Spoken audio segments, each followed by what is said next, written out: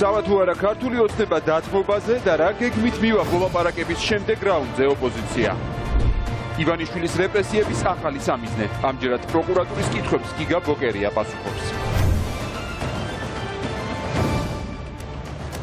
საღამო მშვიდობის თქვენ უყურებთ მთავარს 6-ზე მე მიშა სესიაშვილი ვარ. ბიძინა ივანიშვილის პოლიტიკურ რეპრესიებს ახალი სამიზნე ყავს. გიგა ბოკერიას წინააღმდეგ 6 წლის წინ აღზრული საქმე მთავარმა საგამოძიებო უწყება მთავროდან ჩამოიღო და ევროპული საქართველოს ლიდერი დაკითხვაზე დაიბარა. ამ წუთებში ოპოზიციის ერთ-ერთი ლიდერი მაგისტრი მოსამართლის თანდასწრებით იკითხება, საქმეს კი გრიფი საიდუმლო ადევს. ცნობილია, რომ ძიება უშიშროების საბჭოში ბოკერიას მოღვაწეობის პერიოდს შეეხება, თუმცა პროკურორი ვერ ასაბუთებს, რა ახალი გარემოება გამოიკვეთა ძიების დაწყებიდან 6 წლის შემდეგ, რამაც საჭირო გახადა ბოკერიას კიდევ ერთხელ დაკითხვა. ვასილ დაპუნდაშვილი განაგზობს ამ თემაზე საუბარს. ვასილ, უფრო კონკრეტულად რას უკავშირებს ბოკერია მის დაკითხვას და რითი ხსნიან 6 წლის წინანდელი საქმის გაცოცხლებას პროკურატურაში?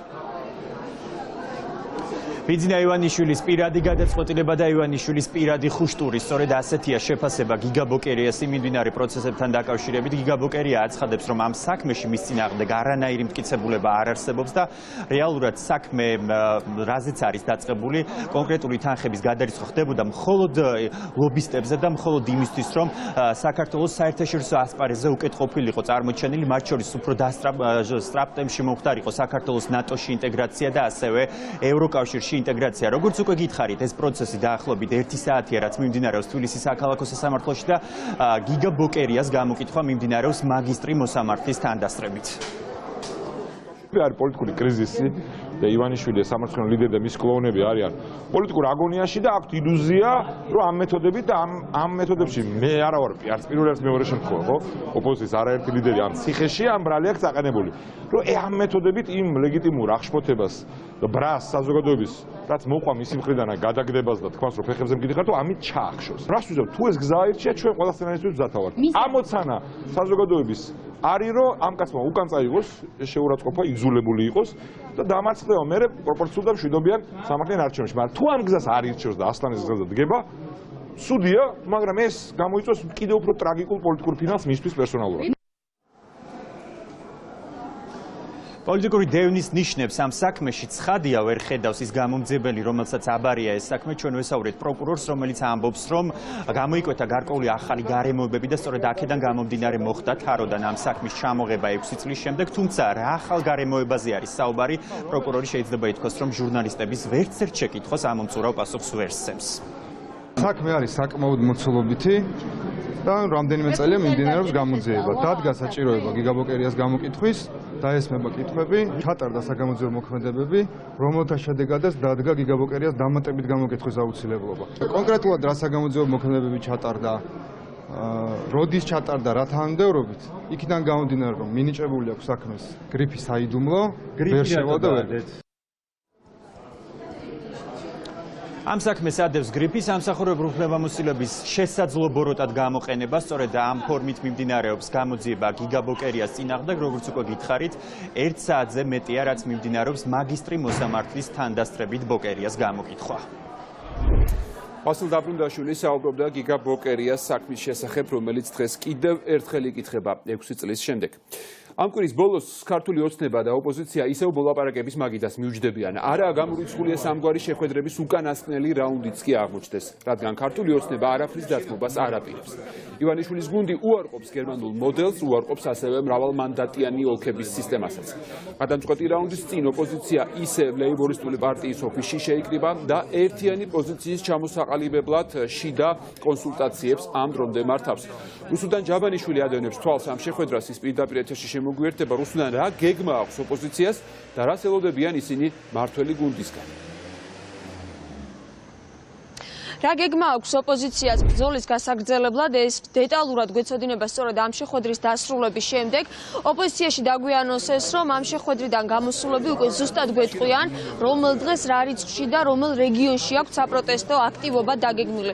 ერთადერთი, რაც ფაქტობრივად გადაწყვეტილია, არის ის, რომ ხუთშაბათს კიდევ ერთხელ მოეწყობა პარლამენტის პიკეტირება. კიდევ ერთი საკითხი, რაზეც დღეს ოპოზიცია იმსჯელებს, არის საბოლოოდ გეგმების შედგენა და ერთმანეთის პოზიციების მოსმენა, ინფორმატთან დაკავშირებით, რომელიც ელჩების, ასე ვთქვათ, ორგანიზებით დაიგეგმა. ოპოზიციაში ამბობენ, რომ ისინი არაფრის დათმობას არ აპირებენ, მათ კრიზისის მოსაგვარებლად ხელისუფლებას საკუთარი გეგმა უკვე შესთავაზეს, რაც ეგრეთ წოდებული გერმანული მოდელის შემოღებას გულისხმობს და ახლა ჯერი არის ხელისუფლებაზე. ოპოზიციაში იმასაც ამბობენ, რომ მათ დიდი მოლოდინი ხელისუფლებისგან გონივრული გადაწყვეტილების მიღებისა არ აქვს, თუმცა ამბობენ, რომ გამოიყენებენ ყველა მეთოდს და ბერკეტს იმისთვის, რომ საერთაშორისო საზოგადოების და ქართული საზოგადოების ზეწოლით ხელისუფლება დათმობაზე წამოიყვანონ.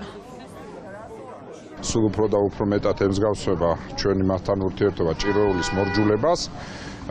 ერთობლივად ჩვენ და დიპკორპუსი ვცდილობთ მოვარჯულოთ ეს ჭირვეული, რომელიც უკვე პირდაპირ და დაუფარავად შეხვედრებზე ამბობს, რომ ამ მოდელით ხო წავაგებთო და ანუ პირდაპირ თქვეს, რომ ეძებენ იმ მოდელს, სადაც შეიძლება მოიგონ ქართულ ოცნებას და ივანიშვილს უნდა რომ 2/3 ხალხის ხმების მოიპაროს, ბუნებრივია ჩვენ ამ თამაში მათ არ წავყვებით. კარგი არის რომ ერთმანეთს არავინ ჭიქებს არ ესვრის და თავში აგურს არ ურტყავს, შესანიშნავია ჩვენ თუ გვექნება ერში განხეთქილება, ეს აძლევს ხელს მხოლოდ ერთადერთ ძალას დედამიწის ზურგზე, ეს არის რუსეთის ფედერაცია, მაგრამ შედეგის იმედი მაქვს, არა მაქვს.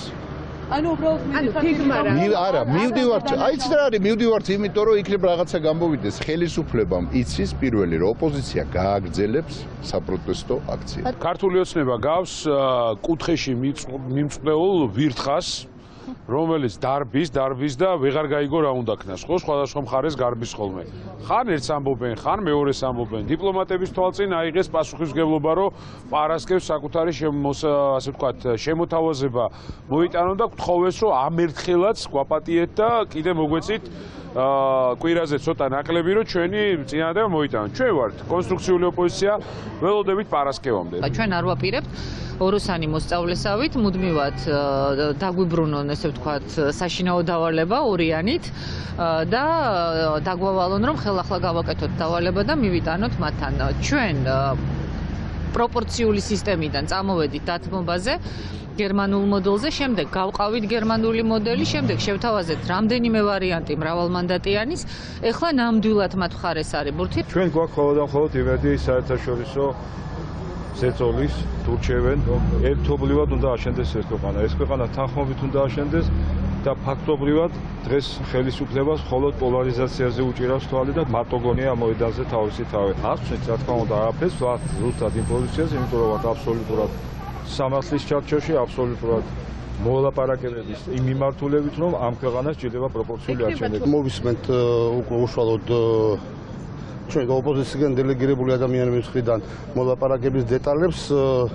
განსაზღვრავთ ჩვენს ტაქტიკას, იგივე მოლაპარაკების მაგიდასა როგორი უნდა იყოს, თუმცა გეტყვით რომ ჩვენ ახალი არაფერი გვაქვს მოსაფიქრებელი, ეხლა უნდა იფიქროს ხელისუფლება და მან უნდა გადმოდგას ნაბიჯი და ნახოთ და გადაწყვეტილებას მიიღებს და გარდა ამისა უნდა დავგეგმოთ უახლოესი საპროტესტო აქციები ალბათ უფრო რეგიონებში.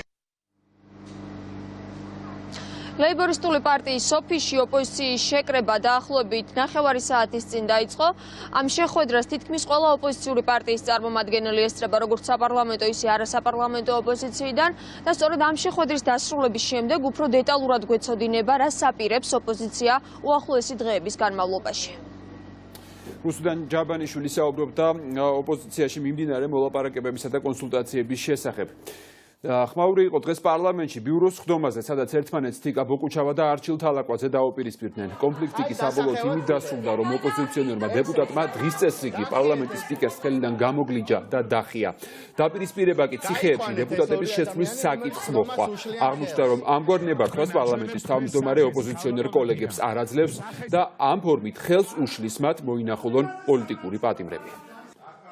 რამდენ ადამიანს არ მიეცით უფლება მათი ფრაქციიდან. მე გეტყვით, რომ არც ჩვენ არ მოგვეცით ამის შესაძლებლობა, არც რომან გოცირიძეს, არც მე მიყვეთ იმისა, რომ უამრავჯერ უკაცრავად სული აქ ადგას, სული აი აქ ადგას. აი აქ ადგას სული. და ეხლა ლაპარაკობთ ნორმალურად და თქვენი ლაპარაკეთ ეხლა შემოვედით ძალიან სერიოზულ იმაზე, აწამებთ ადამიანებს. რა სერიოზული აწამები არის? და პარლამენტი გახდა მონათა ბაზარი.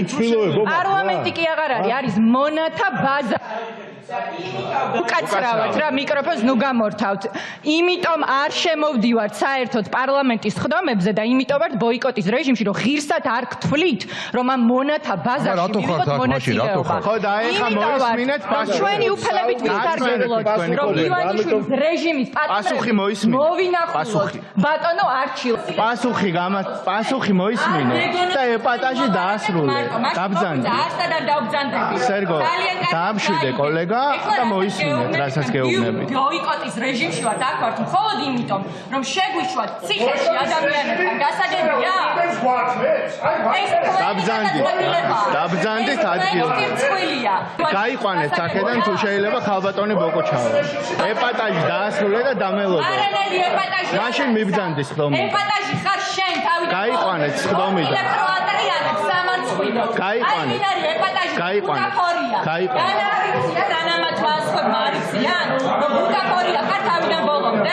არაფერს არავინ გეკითხება, გასაგებია, მაგრამ ადამიანურად მაინც გამოიჩინე რაღაც ადამიანობა შეგვიშვათ ციხეში.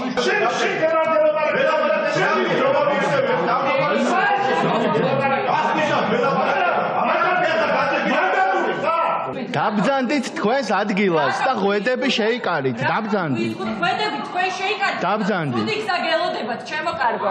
ძალიან ცუდი გზა გელოდებათ. მართლა უკვე კადაფიზაციისკენ მიდიხართ რა. დაბძანდით და პასუხი მოისმინეთ. შეგვიშვებთ თუ არ შეგვიშვებთ? ეს მაინტერესებს და ძალიან მოკლეა მაგაზე პასუხი.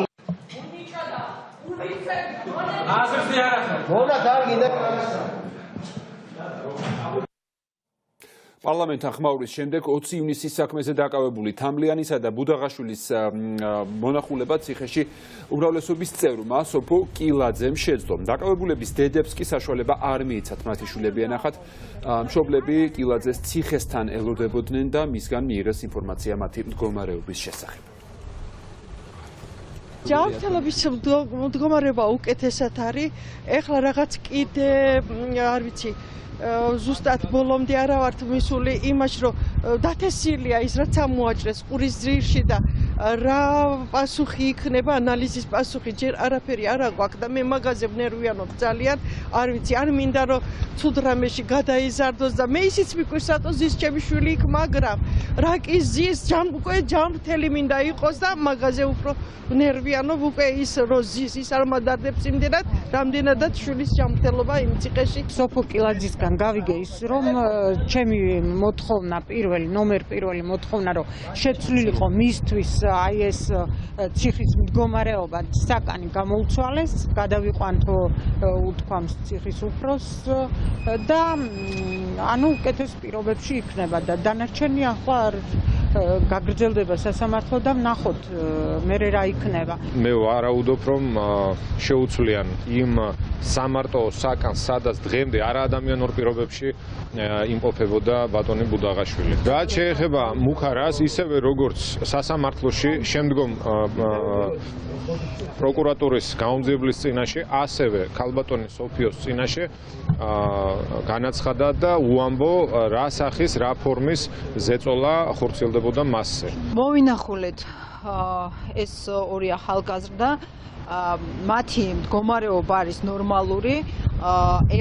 ერთ-ერთს ჰქონდა ესეთი თემა, რომ უნდა სხვა საკანში გადასვლა და ჩვენ თხოვეთ ადმინისტრაციას მათ უზრუნველყვეს მისი სხვა საკანში გადაყვანა.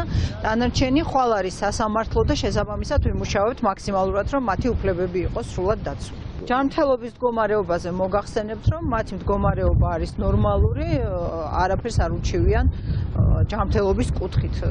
ამაზე ჩვენ სპეციალურად დავუცვით მათ კითხვები, მაგრამ არა. და ასევე ჩემთან ერთად იყო ადვოკატიც. ჩვენ გვაქვს ასევე ფოტომასალა ამსახველი და შეგიძლიათ ნახოთ, მათი მდგომარეობა სრულად ნორმალური არის. 20 ივნისის საქმეზე დაკავებულების ბესიკ თამლიანის და ზურაბ ბუდაღაშვილის დედები საქართველოს პარლამენტში დღეს არ შეუშვეს. ისინი არჩილ თალაკვაძესთან შეხვედრას ითხოვდნენ, თუმცა საკონტროლო პუნქტზე პრობლემები შეექმნათ, რადგან საშვები ოპოზიციონერი დეპუტატების მიერ იყო დაშვებული. საბოლოოდ ისინი შენობაში მხოლოდ უმრავლესობის წევრის საშვით შეუშვეს. დაკავებულების მშობლები ითხოვდნენ, რომ სპიკერს გაეცა ნებართვა და საპატიმროში მყოფი თამლიანი და ბუდაღაშვილი პარლამენტის დეპუტატებს მოენახულებინათ. ვერ შეგიშოთ ძალიან გთხოვთ რა ვერ შეგიშოთ ნუ უტეხავ ადამიანს ჭიდაობა სირთულია ნუ უტეხავ ჭიდაობა უნდა შეგიშოთ არა ვერ შეგიშოთ რანაირად აუცილებლად უნდა შეგიშოთ არა გამაგებიეთ რატომ არ მიშვებთ მინდა მივიდე და ჩემ არჩეულ ხელისუფლებას სიტყვა უთხრა ერთი სიტყვა მხოლოდ თუ მე დამნაშავე შვილების დედა ვარ და არა მაქვს უფლება. რამდენი ხანია არ ყავს და ვერ მიშვებს. შემიშვით, უნდა შევიდე. და ეჭიდავებით ყავარჯიან ადამიანს. ორ ქალბატონს ეჭიდავს. მესმის თქვენ და თქვენ ჩვენი გაიგეთ. ძალიან ხვილია. რა საკეთებ? ყავარჯიან ქალს მეჭიდავები, არ აქვს ხვენია? სიტყვის სათქმელად მივდივარ, განასაჩხუბრად მივდივარ. სიტყვის სათქმელად მივდივარ. ვინ უნდა გაქცეს მითხარი, აბა იმის ბრძანება რომ შეგვიშვან ჩვენ. დაასახელე ის ადამიანი. აბა თქვი. პარლამენტში ფეკალიების სუნის გავრცელების გამოძიების ფარგლებში დღეს ქართული ოცნების ის დეპუტატები დაიკითხნენ, რომლებიც არასასიამოვნო სუნის გამო მაშინ შეუძლოდ გახდნენ. პოლიციის განყოფილება უკვე დატოვა ყობალ ურსმანაშვილმა. დაკითხვაზე ასევე იმყოფება ენძელა მაჭავარიანი, ასევე აპარატის კიდევ ერთი თანამშრომელი. გამარჯობათ. 12 დეკემბერს პარლამენტში მომხდარ ფაქტთან დაკავშირებით, რომელიც ეხებოდა მიმდინარე სხდომის ჩაშლას ტერორისტული მეთოდებით. სწორედაც ამ ფაქტის გამოძიებას აწარმოებს თბილისის საგამოძიებო სამსახური. შესაბამისი შეკითხვები, რა თქმა უნდა, გამოძიებლის მხრიდან იყო დასმული. მე იმ დღეს გახდით პარლამენტში, მათ შორის ვარ დაზარალებულიც, რადგანაც ჩემთვის ჯანმრთელობის მდგომარეობაზე ძალიან მძიმედი მოქმედა აღნიშნულმა. მაქვს შესაბამისი, ასე ვთქვათ, ჯანმრთელობის მდგომარეობის პრობლემა იმ დღის შემდგომ და ვაპირებ ჩავიტარო სერიოზული კვლევები ამ გამოძიების ინტერესებიდან გამომდინარეოდა.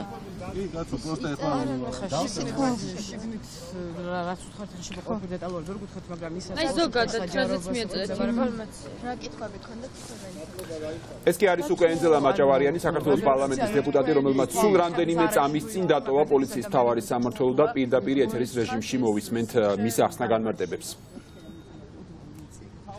ანუ ეხლა ეს დაკითხვა თავიდან უნდა გავიბეორო. ანუ რა შეკითხვები ქონდათ სამართლებრივ? არ გვინდა ინფორმაცია თუ დაწიოთ. დაწიეთ თუ არის რა მეგობრებო? დიახ, რა კითხვები ქონდა გამოძიებას თქვენთან რომ გვითხრათ? გამოკითხვაზე ვიყავი დაბარებული და გამომკითხეს ვითარებიდან გამომდინარე და ძირითადად საუბარი იყო ჩემს ჯანმრთელობის მდგომარეობაზე და როგორ იყო შემდეგ მოვლენები და გავეცი ამაზე მივეცი ჩვენება და დამაწერინეს ხელწერილი რომ გამოძიების ინტერესებიდან გამომდინარე ბევრს მეც ვერაფერს ვერ დაინახეთ თუ არა ვინ იყო ვინც მოასწრა. მე დავინახე რომ შემოვიდნენ და მეტი ყურადღება არ მემექცევია. აი ლელა და ირმა და ის მეტი იქ რა არაფერ არ დამინახავს და ამის შესახებ ვუთხარ კიდევ ერთ. შეიძლება თუ არა გადაკვალიფიცირდეს გამოძიება იგივე ტერაქტის. მე არა ვარ იურისტი და ჩემთან ამ შეკითხვებზე არ ყოფილა საუბარი. უბრალოდ ძირითადად გამომკითხეს ჩემი ჯანმრთელობის მდგომარეობა. როგორია თქვენ ჯანმრთელობის მდგომარეობა? მე არ ვარ იურისტი და არ ვიცი რას დაადგენს გამოძიება, ამიტომ ვერაფერს ვერ ვიტყვი. იცით რა არის, აი შეამჩნიე თუ არა დარბაზში რო იყვნენო და აი რაღაცა მე კარგად არ მახსოვს. შევამჩნიე, მაგრამ მეტი არაფერი არ მიმიცია. თქვენ ჯანმრთელობის მდგომარეობა ახლა როგორია? ესე იგი, ყელის ტკივილი მაქვს ცოტა და ვაგრძელებ. ქალბატონიძე, ვინც მოასხა ეს სითხე, ის ხალხი უნდა დაისაჯოს თუ არა? აი თქვენი პოზიცია როგორია? არ ვიცი რა სითხე იყო, რა მოასხეს და რა იყო, ეს უნდა დაადგინოს გამოძიება. მე არ ვერავის დასჯაზე ვერაფერს ვერ ვიტყვი, მაპატიეთ რა, всё, ეს არის. თუ დადგინდა რომ ზუსტად ამ დეპუტატებმა მოასხეს ეს სითხე, უნდა დადგეს თუ არა? იცით რა არის, ისინი ჩემი კოლეგები არიან და მე ვერ ვისაუბრებ, ახლა თუ მე რაღაცა გამოძიებამ უნდა ჩემი საქმე არ არის ეს რა. მაპატიეთ. მაშასე ეს იყო პოლიციის მთავარი განყოფილება, რომელიც უკვე დატოვეს საქართველოს პარლამენტის წევრებმა. თბილისის საკრებულოს დეპუტატი ქართული ოცნებიდან რამდენიმე დღეა საზოგადოებას ემალება. ერეკლე კუხიანიძე დღეს არც მის სამუშაო ადგილას მისულა საკრებულოში, რისთვისაც ის ხელფასს იღებს და არც ჟურნალისტების ზარებს პასუხობს. თუმცა პერიოდულად სოციალურ ქსელში კუხიანიძე ისევ აქვეყნებს პროვოკაციულ პოსტებს. როგორც მთავარმა გაარკვია, კუხიანიძე სუსის ყოფილი მაღალჩინოსნის სოსო გოგაშვილის პროტეჟეა და საარჩევნო სიაშიც თავის დროზე სწორედ მისი გავლენით მოხვდა. კუხიანიძის სკანდალურმა და ხმაურიანმა განცხადებებმა კი, როგორც აღმოჩნდა, არამხოლოდ მისი თანაგუნდელები გააღიზიანა და აღაშფოთა, არამედ ოჯახის წევრებიც კი. ექიმ ვაჟა გაფრინდაშვილთან დაკავშირებით მის მიერ გამოთქმულ მოსაზრებებს კატეგორიულად ემიჯნება მისი შვილი, მსახიობი ლუცა კუხიანიძე. უფრო კონკრეტულად, სად გაქრა ერეკლე კუხიანიძე და რას ამბობენ მისი ოჯახის წევრები, გიგლა თუმანიშვილი განაგზობს ამ თემებზე საუბარს. გიგლა გისმენთ. დიახ, მიშა, შეიძლება ითქვას, რომ ერეკლე კუხიანიძე მესამე დღე არის გაუჩინარებული და ის საზოგადოებასთან კონტაქტს თავს არიდებს. ჩვენი ინფორმაციით ის იმყოფება სახლში და ცხადია მედიასთანაც კონტაქტი არ გამოდის. ჩვენ მთავარის გადამღები ჯგუფი დღეს მივიდა მის საცხოვრებელ კორპუსთან და გამოვკითხეთ მეზობლები თუ როგორი ადამიანი არის ერეკლე კუხიანიძე. უნდა აღინიშნოს, რომ მეზობლების ძალიან დიდი ნაწილი ერეკლე კუხიანიძის მიერ გაკეთებულმა განცხადებამ ვაჟა გაფრინდაშვილთან დაკავშირებით გააღიზიანა და მეტიც უკმაყოფილება ვერ მალავდნენ ექიმები და ამბობდნენ, რომ ეს არის დაუშვებელი, ექიმებისთვის საზღვრები არ არსებობს, შესაბამისად დეპუტატმაც, რომელსაც პასუხისმგებლობა აკისრია საკმაოდ დიდი, მსგავსი განცხადებები არ უნდა გააკეთოს. სწორედ ამის გამო მეზობლებიც კი, გარდა იმისა, რომ მას თავად კოლეგები ურჩევენ, რომ დატოვოს თანამდებობა, მეზობლებიც კი ამბობენ, რომ ერეკლე კუხიანიძემ ცხადია ამ განცხადების შემდეგ უნდა დატოვოს საკრებულოს თანამდებობა, მათ შორის მანდატიც და ის უნდა წავიდეს პოლიტიკიდან. რას ფიქრობთ მის ამ განცხადებას? ძალიან საინტერესოა მეზობლებს. საქმე უნდა, მე თვითონ ექიმი ვარ და ექიმს საზღვრები არ აქვს. არ უნდა ეთქვა ეს, მაგრამ ადამიანია და დაუშვასეთი. ამ განცხადების შემდეგ აი მორალური რაღაცა უფლება აქვს მას, რომ იყოს ის მორალური უფლება არ აქვს. არ აქვს. თქვენ ურჩევთ რომ დაეტოვებინა? ურჩევდი. არ მოვეოთ, დაითავზადამცემი იყო ჩემთვის ეს განცხადება მაგისი. შეიძლებოდა მაგისი თქმა, ამ თან მე როგორც გავარკვი, ეს ძალიან კეთილსინისერი და ძალიან კარგი ექიმი ყოფილა. ის რაც კუხიანიძემ თქვა, არ უნდა ეთქვა ეს. არც უნდა ეფიქრა, როგორ შეიძლება იფიქრო ადამიანმა და გაფრინდაშვილი გახადო რაღაც ქვეყნის მოღალატე. ერეკლე კუხიანიძეს ემიჯნებიან მისი ოჯახის წევრებიც. ჩვენ ცოტა ხნის წინ ტელეფონით ვესაუბრეთ ლუცა კუხიანიძეს, რომელიც მისი შვილია, მსახიობი და მან თქვა, რომ მამის განცხადება ცხადია იყო შეურაცხმყოფელი მისთვისაც და სწორედ ამის გამო ის კატეგორიულად ემიჯნება ერეკლე კუხიანიძის განცხადებებს და სწორედ ამის გამო ამბობს, რომ მას გაცხადებულიც კი აქვს მის მშობელთან, რომ პოლიტიკური საკითხები, რომელსაც ის საუბრობს, არის მისთვის კატეგორიულად მიუღებელი და სწორედ ამის გამო ის ამბობს, რომ წარმოუდგენელი იყო ამ სიტყვების მოსმენა ვაჟა გაფრინდაშვილის მისამართით, მიუხედავად იმისა, რომ ის არის მისი ოჯახის წევრი და ცხადია ამბობს ლუცა კუხიანიძე, რომ ერეკლეს არ უნდა გაეკეთებინა მსგავსი განცხადება, მით უმეტეს საჯაროდ, იმის გამო, რომ ის არის პოლიტიკური მოღვაწე და სწორედ ამის გამო თავი უნდა შეეკავებინა მსგავსი შეურაცხმყოფელი განცხადებებისგან. ძალიან გული დავიწყდა, რომ მამაჩემმა ესეთი რაღაცა დაემართა და ესეთი კომენტარი რომ გააკეთა. ანუ მე ვფიქრობ, რომ ეგეთ საკითხთან, მით უმეტეს ამ საკითხთან დაკავშირებით, როდესაც ეხება ვაჟა გაფრინდაშვილს და ანუ მის ამ საქციელს, ამ გმირულ საქციელს ნამდვილად, როდესაც ადამიანი იმყოფება რაღაც სულ დღეში, პრინციპში, ხო, ანუ ოკუპირებულ ტერიტორიაზე არის ტყვე. ეს ტყვარი, რომელიც არც ერთ შემთხვევაში, არც ერთ ადამიანმა მგონია ერთმანეთს არ უნდა გადალახოს. ბატონო ერეკლემ გადალახა ეს ზღვარი თქვენი აზრით? სამწუხაროდ ესე გამოუვიდა. კრიტიკულ პოლიტიკურ ვითარებაში ვართ, ხო, ძალიან გაყოფილია ბევრი ადამიანი აზრი ერთმანეთისგან. ну, მაგალითად, ჩემი მამაჩემი, ხო, ანუ მე მამაჩემის პოლიტიკურ, ასე ვთქვათ, გეს, თუ როგორც გინდა დაარქვით, ანუ იმ თუნდაც იმ პარტიას, რომელშიც ის არის, მე მათ არ ვეცხოვ, ხო, მე რაღაცა სხვა ჩემი და ანუ ეს არ ნიშნავს იმას, რომ ჩვენ ყველაფრის ლაპარაკით და ყველაფრის თქვის უფლება როგორ გიცხრათ, ჩვენ თავს არ უნდა მივცეთ ამ უფლება, უფრო მე ვფიქრობ. ზღვარგადასული პოლიტიკური მოღვაწე ასე აფასებენ ერეკლე კუხიანიძეს ოჯახშიც, სამეზობლოშიც და ცხადია საკრებულოშიც მისი ოპონენტები. დღეს მთელი დღის განმავლობაში ოპოზიციური პარტიების წარმომადგენლები ითხოვდნენ, რომ დაეტოვებინა ერეკლე კუხიანიძის საკრებულოს დეპუტატის მანდატი, მათ შორის თანამდებობა, რომელსაც ის იკავებს დღემდე, თუმცა ეს გადაწყვეტილება ჯერჯერობით მიღებული არ არის ქართული ოცნების უმრავლესობის მხრიდან. უნდა აღინიშნოს, რომ ერეკლე კუხიანიძე საკრებულოს დეპუტატი არის 2017 წლიდან, ის მაჟორიტარული სიით მოხვდა საკრებულოში. 2012 წელს გახდა ის ქართული ოცნების წევრი და მას თავდაპირველად ახალგაზრდული მიმართულების კულტურის სფერო ჩააბარეს ერეკლე კუხიანიძეს ქართულ ოცნებაში. ის ამ პერიოდის განმავლობაში იყო აქტიური მოღვაწე ქართულ ოცნებაში და როგორც უკვე გითხარით, ბოლოს გახდა 2017 წელს, მათ შორის სახელმწიფო უსაფრთხოების სამსახურის უფროსის მოადგილის დაჟინებული რეკომენდაციით სოსო გოგაშვილის სურვილი იყო, რომ ერეკლე კუხიანიძე შესულიყო პარლამენტში დეპუტატად.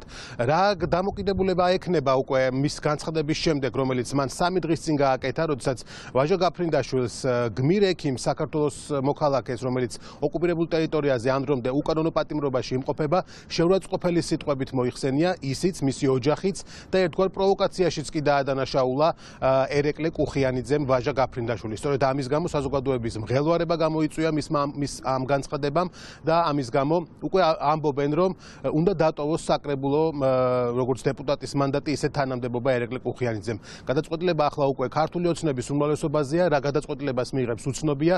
წესით ხვალ უნდა გახდეს ცნობილი, როგორი იქნება უმრავლესობის პოზიცია საკუთარ თანაგუნდელთან დაკავშირებით. ეს კი გლათუმანიშვილი იყო. ერეკლე კუხიანიძის სამუშაო კაბინეტზე განთავსებული აბრა დღეს ოპოზიციის წარმომადგენლებმა ჩამოხსნეს, ზე დააწერეს სიტყვები ღორი და ნაძირალა და საკრებულოს შენობიდან ქუჩაში გაიტანეს. ქართული ოცნების ოპონენტები თვლიან, რომ კუხიანიძის ადგილი საკრებულოში აღარ არის მისი ხმაურიანი განცხადებების შემდეგ და მიაჩნიათ, რომ მისი ამ გამსაჯარო გამოსვლების შემდეგ მან საკრებულოში თანამდებობაც უნდა დატოვოს და დეპუტატის მანდატიც დათმოს. შეიძლება კანონიერი არასაც მენაკეთებ კანონიერია რა არის კანონიერი არასაც საკითხი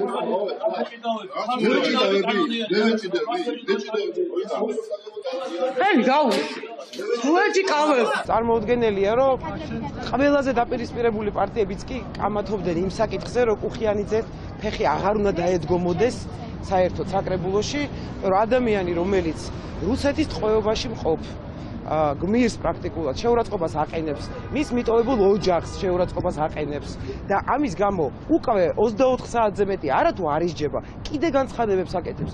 აქ არის ცალსახა პოზიცია. მე ადამიანურად მეცოდება ყველა აი აქ ვინც მუშაობს, რომელსაც პოლიტიკურად უწევს აი ამის გაკეთება, რომ გაგდებული არ არის დღესაც. ამიტომ თუ ისინი არ გააგდებენ და ელოდებიან ბიზნეს გადაწყვეტილებას, აი ესე მივალთ, მოუხსნით, დავაწერთ რაც ეკუთვნით და გადმოვაგდებთ იქით.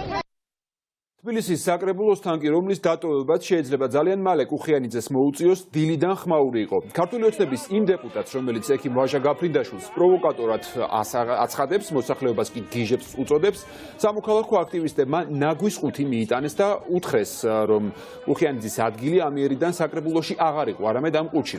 ოპოზიციონერი პოლიტიკოსები, მათ შორის საკრებულოს წევრები, ასევე ალეკო ელისაშვილი დღეს გიორგი ტყემალაძეს შეხვდნენ და კუხიანიძის თანამდებობიდან გათავისუფლების საკითხი დააყენეს. ქართული ოცნება, რომლის დეპუტატების ნაწილი არ იზიარებს კუხიანიძის ამ რიტორიკას, მისი პასუხისმგებლობის შესახებ ხვალ იმსჯელებს. საკრებულოს თავმჯდომარის კაბინეტში ჰქონდა შეხვედრა, სხვა ოპოზიციონერი დეპუტატებიც ესწრებოდნენ, როგორც საკრებულოსი, ასევე ელენე ხოშტარიაც ესწრებოდა და მივიღეთ პირობა, რომ ხვალ ქართული ოცნების შემადგენლობა საკრებულოში გამოაცხადებს აი ამ ნაგავ კუხიანიძესთან დაკავშირებით თავის გადაწყვეტილებას.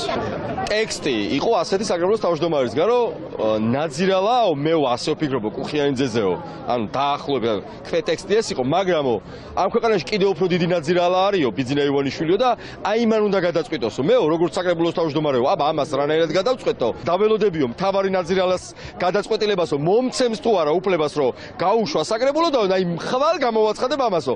გუნდის შიგნით რამეზე, როდესაც ვიმსჯელებთ, გაგიმხელთ ჩვენს პოზიციას, არ ვაპირებ ამ პოლიტიკური დღესასწაულის ნაწილში, როდესაც ოპოზიცია რახან გვიყიჟნებს, ამის გამო არ ვაპირებ და გუნდის შიგნით თუ გადავწყვეტ რამეს, ამას გაგაგებინე. როდესაც ესაუბრეთ, ის მზად არის თვითონ რომ დატოვოს თანამდებობაც და პარტიაც მზად არის თვითონ რომ დატოვოს თანამდებობაც და პარტია. არ ვიცი მე ესეთ პოზიცია მისი მხრიდან არ გამიგია. და რამდენიმე წუთის წინ დასრულდა გიგა ბოკერიას დაკითხვა მაგისტრი მოსამართლის თანდასწრებით, უბრუნდებით საქალაქო სასამართლოს და უბრუნდებით ვასილ დაბრუნდაშვილს, რომელიც გვეტყვის რა განცხადებებით დატოვა გიგა ბოკერიამ დაკითხვის პროცესი. ბატონ გიგა, რამე ახალი თქვენ გაიგეთ დღევანდელი გამოკითხვის პროცესიდან, ანუ რა კითხვა ქონდა გამომძიებელს და რატომ განახლდა ეს? მადლობა, მე ვერაფერი ახალი ვერ გავიგე ამ გამოკითხვის პროცესიდან. იქ არის ფორმალური ვალდებულება რომ გრიფი ადევსო და ამიტომ დეტალებზე არ ისაუბრო, თუმცა შემიძლია გითხრათ რომ არაფერი ისეთი იქ არ თქმულა, რაზეც შეიძლება ვისაუბროთ რომ გრიფის აიდენტობა შეიძლება ქონდეს. თუ რამე არის ისეთი სენსიტიური იმ საქმიანობიდან, რასაც უშუალოდ საბჭო ეწეოდა ჩემი დიუნობის დროს, ეხა იმ სენსიტიურ რაღაცებზე ივანიშვილის რეჟიმის წარმომადგენლებს არც შემთხვევაში ჩემგან ინფორმაცია არც ექნებათ, იმაზე მეტი რაც დოკუმენტებში. ამიტომ არაფერი არ იყო აქ და გასასაიდუმლოებელი, რაზეც შიგნით იყო საუბარი, ჩემი აზრით. ბატონო გიგა, იყო ისეთი ეხა ყველა კითხვა არ მახსოვს, მაგრამ არსებითად განსხვავება არის ნულოვანი. მაგაშია მთელი საქმე. მე ვერ ახსნი ვერანაირად საჭიროებას, ეს საჭიროება უნდა ახსნან მათ და რეალურად რა თქმა უნდა მთავარი გარემოება რაც წყარებში შეიცვალა არის რომ მაშინ სხვა პოლიტიკურ ოპონენტებზე ჩათვალეს რომ უფრო მნიშვნელოვანი იყო ფოკუსირება, ეხა არის ძალიან ღრმა პოლიტიკური კრიზისი ივანიშვილის ამ სამართლიანო ლიდერის და მისი კლოუნების რეჟიმის და ამიტომ უფრო ფართოდ გაშალეს ფრთები და მე არც პირველი ვარ, არც მეორე, არც მესამე ამ დევნისა. გიგა, საქმის პროკურორი დაჟინებით ამტკიცებდა რომ არანაირი პოლიტიკური დევნის ნიშნები არ იკვეთება ამ საქმეში, თუმცა არა კონკრეტებს ახალი გარემოება რა არის, რის გამოც განახდა გამოძიებას. ხდომათა დარბაზში რამე მოისმინეთ ამის შესახებ? ვერაფერი ვერ მოისმინე, რაც გარდა იმ ახსნისა, რაც უკვე გითხარით, სხვა რამე ლოგიკურ ახსნას მომცემდა რომ 5 წლის თავზე რატო გაახსენათ ეს საქმე. ბატონო, კონკრეტულად შეგიძლიათ გითხრათ, აი რამდენიმე კითხვა, რითაც დაინტერესდა გამომწვევი. ესე ფორმალურად არ შემიძლია, იმიტომ რომ გაფრთხილებული ვარ, მაგრამ გარწმუნებთ რომ არაფერს არ კარგავთ ამით.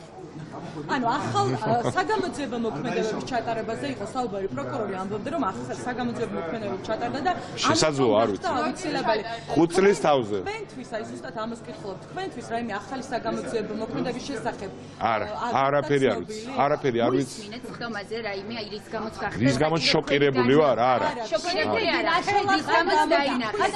არა, რა თქმა უნდა. რა ვქნა, მე ხო იცით რომ არ მიყვარს რაღაცა ვიქტიმიზაცია ხომ, ამიტომ გეუბნებით რომ ჩემ პერსონის საკითხი არც ცვლის იმ სურათს რაც ისედაც ჰქონდა. როცა მთელი წყება პოლიტიკური ლიდერების, მედია ლიდერების, ვინც არის ოპონენტი ხელისუფლების, არის გამოძიების ქვეშ, არის ციხეში, არის ბრალდებული. ამიტომ ეს არის ამ სურათის ნაწილია ეს. და იმ ილუზიის, რაც ივანიშვილს აქვს, რომ ამ მეთოდებით შეიძლება ის ლეგიტიმური აღშფოთება და ბრაზი რაც აქვს საზოგადოებას მის მიმართ, იმ გადაგდების და შეურაცხყოფის მიერ შემდეგ რაც მან მიაყენა ხალხს, თელ საზოგადოებას, რომ ეს გაქრება ამით. ეს არის სრული სიბრიყვე. და ეხა ახალი გარემოება რომ ეს კრიზისია, ყველასთვის ნათელია საღიაზრის ფარგლებში ჩემი აზრით. პროკურორმა გამოკითხვის დაწყებამდე თქვა რომ არის ახალი გარემოება. უბრალოდ გამოძიებმა იცრუა მან, როდესაც ეს თქვა. ღმერთო, აი მე მგონი მართლა იცრუა. რაც შეეხება 2014 წლის გამოკითხვის შემდეგ, ანუ დღეს რაიმე ახალი აშასე ეს იყო გიგა ბოკერია, რომელმაც რამდენიმე წამის წინ დატოვა სასამართლო წესით დაკითხვის პროცედურა და ისევ საქალაქო სასამართლო, სადაც რამდენიმე წუთის წინ დასრულდა უკვე ამჯერად უკვე ნიკა გვარამიას პროცესი, მას ინტერმედიასა და რუსთავი 2-ის გენერალური დირექტორების პერიოდზე ედავება მთავარი საგამოძიებო უწყება. დღევანდელ პროცესზე კი მტკიცებულებების დასაშვებობაზე მსჯელობდა მოსამართლე. უფრო კონკრეტულად რა საკითხები განიხილეს დღევანდელ პროცესზე და რა შედეგით დასრულდა ის. ნათია ტრაპაიძე გვერდება პირდაპირ ეთერში. ნათია გისმენთ.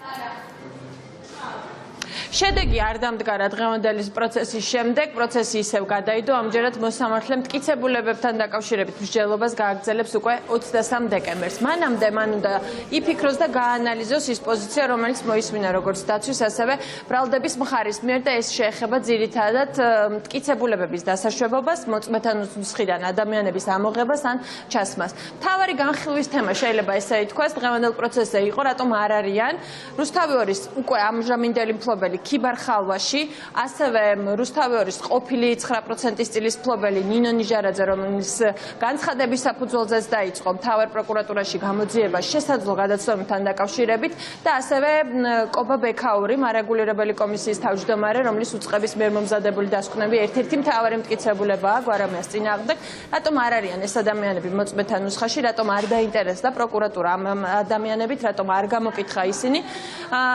დაცვამ არაერთხელ დასვა დაისვა ეს შეკითხვა, თუმცა პროკურატურის პოზიცია არის ერთიანი ყველა პირთან დაკავშირებით. ისინი ამბობენ, რომ არც ერთი დოკუმენტი, რომლითაც დადასტურდებოდა, რომ ამ ადამიანებს რაიმე შემხებლობა ან ინფორმაცია აქვთ მოცემულ საქმესთან დაკავშირებით, ამ ეტაპზე მათთვის მოპოვებული არ არის და შესაბამისად ისინი არ თვლიან, რომ ამ ადამიანებს შეიძლება ჰქონდეთ განსაკუთრებული მნიშვნელობის ინფორმაცია გვარამიას, კახადამენიას და ზურაბიაშვილის ბრალდების საქმესთან დაკავშირებით.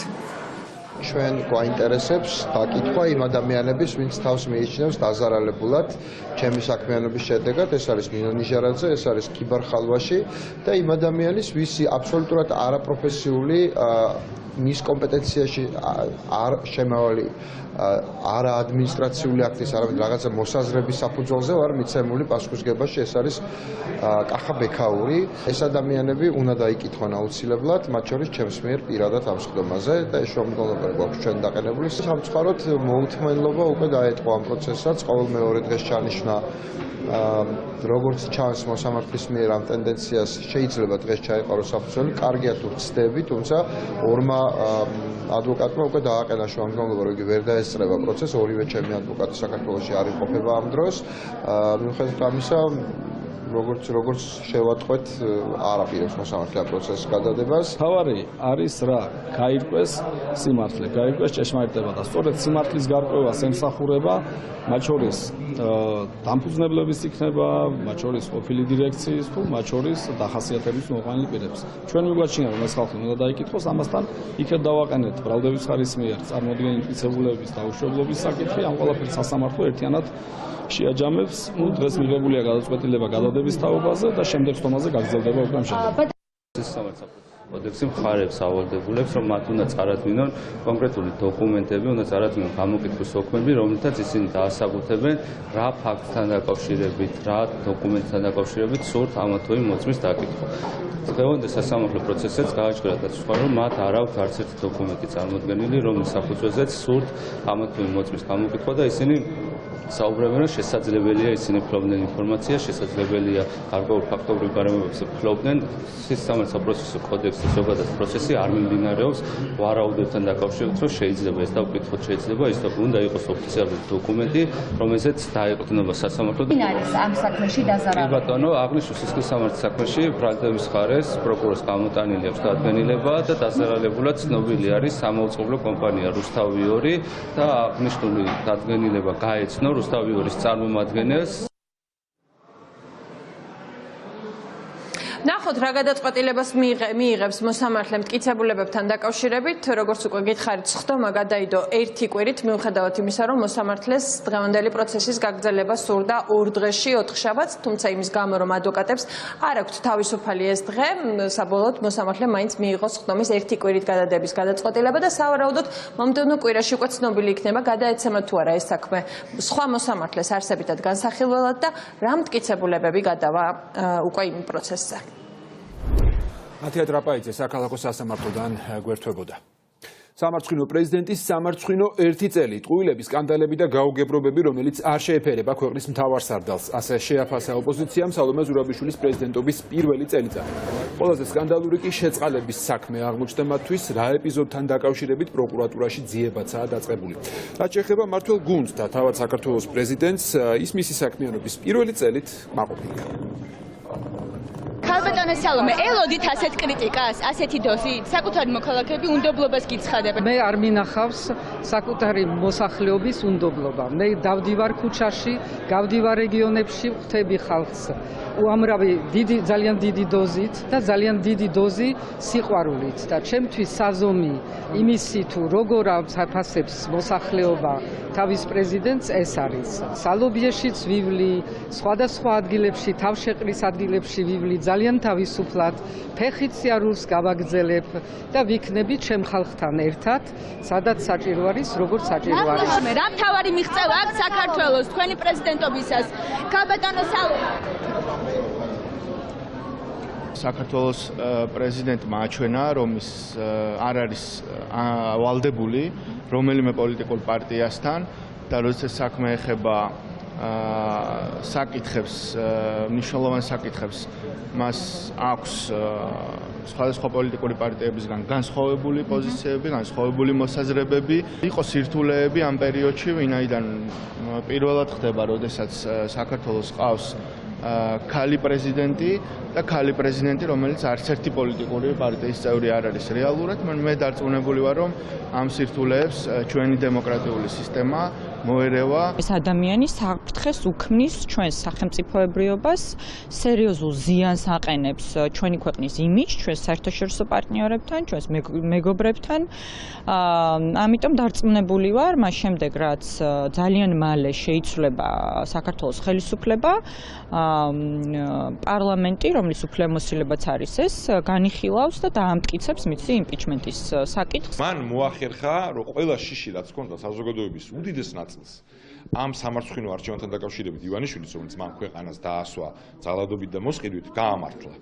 ანუ პარადოქსია, რომ ამ ადამიანს არ აქვს ძალაუფლება, არც ფორმალურად არ აქვს დიდი ძალაუფლება და ფაქტობრივად ხო საერთოდ უარი აქვს ნათქვამი იმ ფუნქციებზეც კი, რაც დარჩა პრეზიდენტს. მაგრამ ქვეყნისთვის ზიანის მიყენება სარიელ ადგილზე მაინც ახერხებს. ეს ადამიანი არის განსხეულება იმისი, როგორ შეურაცხყოფას აყენებს ჩვენ ქვეყანას ივანიშვილი. ის ბოდიშს არ იხდის.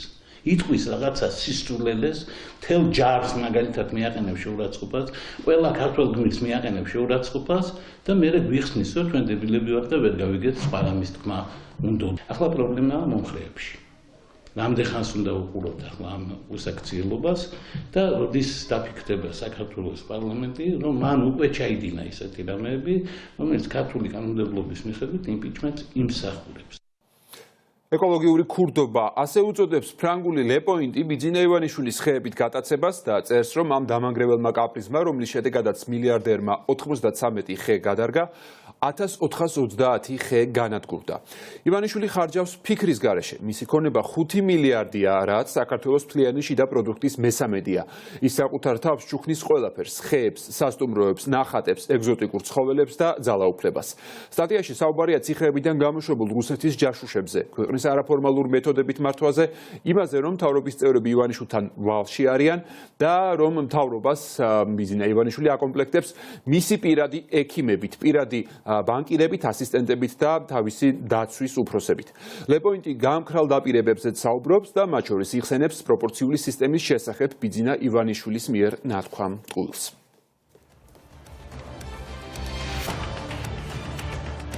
მოზარდის ძმა, რომელმაც პოლიციის ზეწოლის შემდეგ თვითმკვლელობას სცადა, მთავართან ინტერვიუში ხმაურიან განცხადებას აკეთებს და აქამდე უცნობ დეტალებს ყვება. როგორც აღმოჩნდა, ოჯახისთვის ცნობილია იმ ზეწოლის შესახებ, რომელსაც პოლიციის განყოფილებაში ჰქონდა ადგილი. კერძოდ, მოზარდს პოლიციელები ეგრეთ წოდებული კაპეზეთი ემუქრებოდნენ. მას შემდეგ კი რაც ბიჭმა ვეღარ გაუძლო და ტირილი დაიწყო, მოითხოვა სამედიცინო დახმარება, თუმცა სამართალდამცველებმა მას უთხრეს, რომ ექიმებს დაუძახებდნენ, მხოლოდ მაშინ, როცა ამას თავად ჩათვლიდნენ საჭიროდ.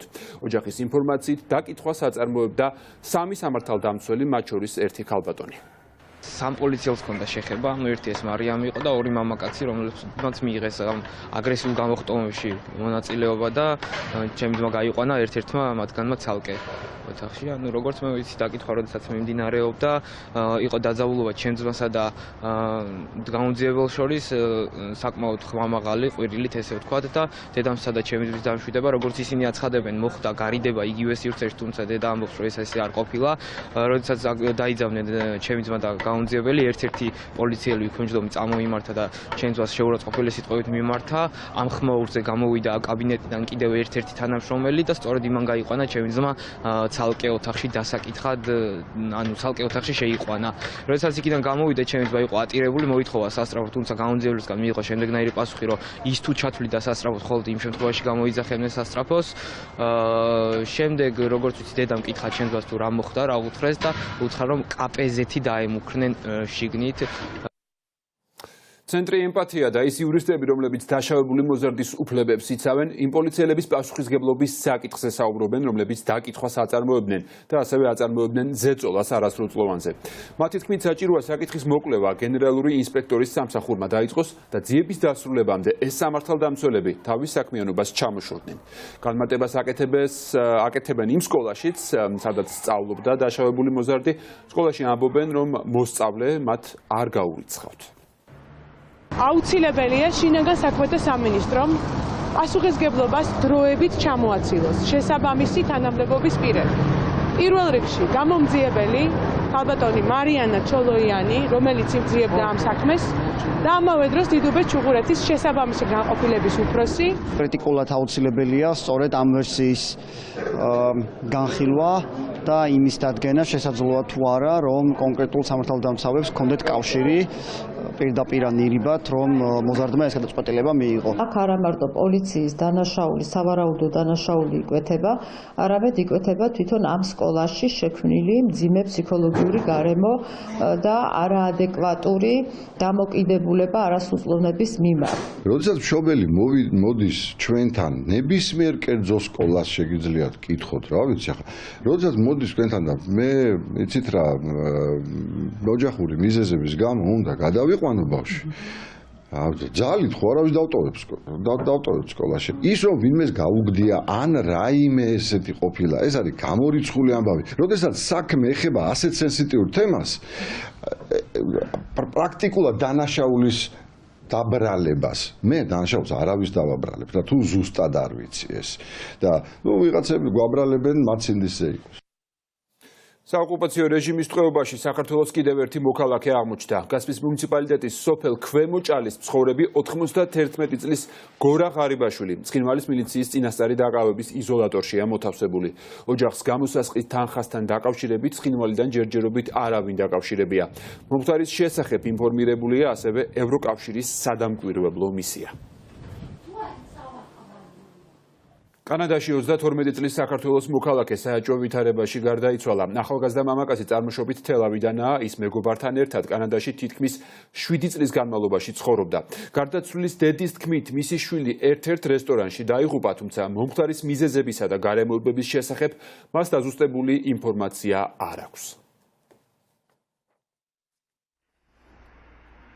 გენერალური პროკურორობის კანდიდატების შესარჩევად საპროკურორო საბჭო აკადემიურ წრეებთან, სამოქალაქო საზოგადოების წარმომადგენლებთან და სამართლის სფეროს სპეციალისტებთან ერთთვიან კონსულტაციებს იწყებს. საბჭო დღეს პირველად შეიკრიბა ახალი ამ კანდიდატებზე სამსჯელოდ. სულ კი საბჭომ უნდა შეარჩიოს 3 სასურველი კანდიდატურა, რომელთა 1/3 სულ მცირე განსხვავებული სქესის უნდა იყოს, ანუ ან ქალი უნდა იყოს, ან კაცი, ერთი მაინც ამ 3-დან. ამ შერჩეულ კანდიდატებს კი საბჭო უკვე პარლამენტს წარუდგენს, სადაც უნდა უკვე ახალი მთავარი პროკურორი უნდა დაამტკიცონ.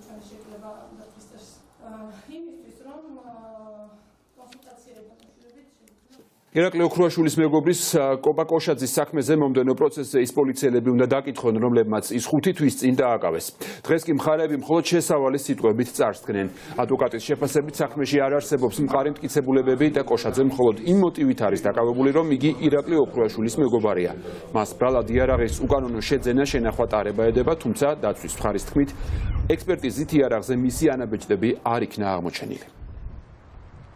არც ერთი ექსპერტიზის დასკვნა, თითის კვალი, დნმ-ი, მიკრონაწილაკი, მეტალიზაციის კვალი, არაფერი არ არის ობიექტურად, რაც იარაღის შემხებლობასთან კობა კოშაძის კავშირს დაადასტურებდა. მარტო პოლიციელთა ჩვენებები, ესეც გაყალბებული, ჩვენ მოიპოვეთ მტკიცებულება, რომ ჯერ საქმის გამოძიება არ იყო დაწყებული, აღძრული არ იყო, ჩაუდეს იარაღი და როდესაც უკვე იარაღი ჩადებული იყო და ჩხრეკდნენ კობა კოშაძეს, აი მაშინ ატვირთეს, უკვე მაშინ დაიწყეს გამოძიება და მაშინ შექმნეს ეს დოკუმენტები. ეს ყველაფერი გამოჩნდება, რა თქმა უნდა, სასამართლოს ხდომაზე. 3 მოწვე ყავთ დასაკითხი, 3 პოლიციელი, რომლებმაც შემოახდინეს იარაღის ჩადება კობა კოშაძისთვის. როგორც დღეს განაცხადა პროკურორმა, 20 დეკემბერს განახდება ხდომა და დაიწყებენ ნელ-ნელა მოწვევების მოყვანას. მოიყვანენ თუ არა პოლიციელებს, ექსპერტებს არ ვიცით, მაგრამ ფაქტია 20 დეკემბერს იქნება თუ 30 დეკემბერს იქნება, მათ მაინც მოუწევთ ამ პოლიციელების მოყვანა და ამ პოლიციელების სახეებს ნახავს მთელი საქართველო, რომლებიც ესე თვალის დახამხამების გარეშე წირავენ ადამიანებს უპრობლემო ციხისათვის. ასეთი იყო ახალი ამბები ამ დროისთვის. მთავარი პირდაპირ ეთერში უკვე საღამოს 9 საათზე დაბრუნდება. ნახვამდის.